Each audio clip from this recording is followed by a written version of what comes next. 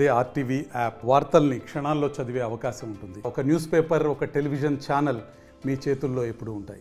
జిల్లాలో crime rate పెరిగిపోతుంది. గత ఏడాది కంటే ఈ ఏడాది అత్యధికంగా గ్యాంబ్లింగ్ పేకాట ఎక్కువగా అయింది. ఎందుకంటే గత ఏడాదిలో పోలీసులకు సంబంధించిన జిల్లా పోలీస్ కమిషనర్ పూర్తి స్థాయిలోనే, ఈ ఏడాది పోలీస్ కమిషనర్ లేకపోవడంతో పూర్తిగా గ్యాంబ్లింగ్ ఎక్కువగా అయిందని చెప్పదు. దాంతోపాటు జిల్లాలో మహిళలపై అఘాయిత్యాలు ఎక్కువగా, పోక్సో చట్టం కింద అనేక కేసులు నమోదైన పరిస్థితి చూసుకోవచ్చు. ఉమ్మడి నిజామాబాద్ జిల్లా వ్యాప్తంగా రోజు రోజుకు అయితే క్రైమ్ రేటు పెరిగిపోతున్న పరిస్థితి. నిజామాబాద్ జిల్లాలో మాత్రం చూసుకుంటే, నిజామాబాద్ జిల్లాలో గత ఏడాదితో పోలిస్తే ఈ ఏడాది చూసుకోవచ్చు హత్యలు గత ఏడాది 50 హత్యలు అయితే ఈ ఏడాది మాత్రం 42 హత్యలు అయ్యాయి. ఈ ఏడాది మాత్రం చూసుకుంటే హత్యాయత్నాలు 66 అయితే గత ఏడాది 66 అయితే ఈ ఏడాది 47 అయ్యాయి. పూర్తిగా అత్యాచారాలు 74 గత ఏడాది అయితే ఈ ఏడాది 77 అత్యాచారాలు అయ్యాయి. అపహరణలు 24 అయితే గత ఏడాది ఈ ఏడాది మాత్రం 57కు చేరింది. అంటే చూసుకోవచ్చు గతంతో ఈ ఏడాది పోల్చుకుంటే అత్యధికంగా కేసులు నమోదైనట్లు చెప్పుకోవచ్చు. మరి పోక్సో చట్టం కింద గత ఏడాది 81 కేసులు నమోదయ్యాయి పోక్సో చట్టం కింద. ఈ ఏడాది మాత్రం 115 పోక్సో చట్టం కింద కేసులు నమోదైన పరిస్థితి ఉంది. గంజాయికి సంబంధించి గత ఏడాది 36 కేసులు నమోదు కాగా ఈ ఏడాది మాత్రం 22 కేసులు మాత్రమే నమోదయ్యాయి. జూదానికి సంబంధించి చూసుకుంటే గత ఏడాది 313 జూదం కేసులు నమోదు కాగా ఈ ఏడాది మాత్రం 569 జూదం కేసులు నమోదయ్యాయి. సైబర్ క్రైమ్ మాత్రం జిల్లాలో రోజు రోజుకు పెరిగిపోయిన పరిస్థితి ఉంది. గత ఏడాది సైబర్ క్రైమ్ చూసుకుంటే 294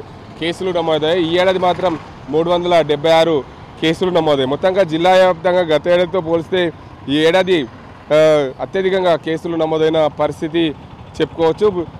ఏదైతే జిల్లాలో పూర్తిగా విద్యుత్ నియంత్రికలకు సంబంధించి చూసుకుంటే గత ఏడాది ఏదైతే 132 కేసులు అయితే ఈ ఏడాది మాత్రం 103 కేసులు నమోదయ్యాయి. గత ఏడాదితో పోల్చుకుంటే ఈ ఏడాది కొంచెం తక్కువగానే. చైన్ స్నాచింగ్కి సంబంధించి చూసుకుంటే గత ఏడాది 37 కేసులు నమోదు కాగా ఈ ఏడు మాత్రం కేవలం 7 కేసులే నమోదయ్యాయి.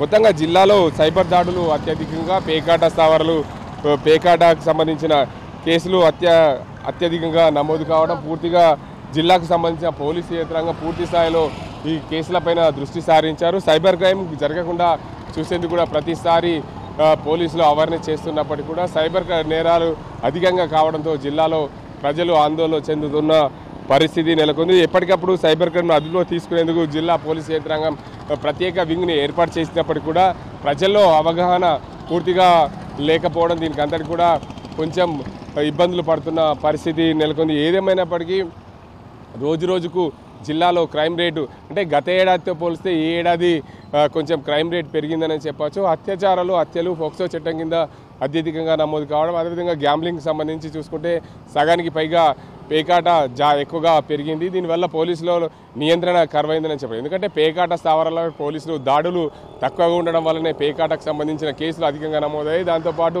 దొంగతనాలు, చోరీలు, ఇళ్లలో ఎవరు లేని సమయంలో దొంగతనాలు జరగడం కూడా అత్యధికంగా జరిగిందని చెప్పొచ్చు. పోలీసు నియంత్రణ పూర్తిగా జిల్లా వ్యాప్తంగా కూడా కొంచెం తక్కువగా ఉండడం, జిల్లా కింది స్థాయి పై స్థాయి అధికారులు పూర్తి స్థాయిలో నియంత్రణ చేసినప్పటికీ కింది స్థాయిలో గ్రామీణ స్థాయిలో నియంత్రణ కొంచెం తక్కువగానే ఉందని చెప్పొచ్చు. పూర్తిగా జిల్లా వ్యాప్తంగా చూసుకుంటే పేకాట స్థావరాలు పేకాట అత్యధికంగా కావడంతో జిల్లాకు సంబంధించిన పోలీసు యంత్రాంగం పేకాటపై నిఘా పెట్టకపోవడమే ప్రధాన కారణమని చెప్పుకోవచ్చు. ఇది ఇక్కడ పరిస్థితి. కెమెరా పర్సన్ అజింతో గంగారెడ్డి, ఆర్టీవీ నిజామాబాద్.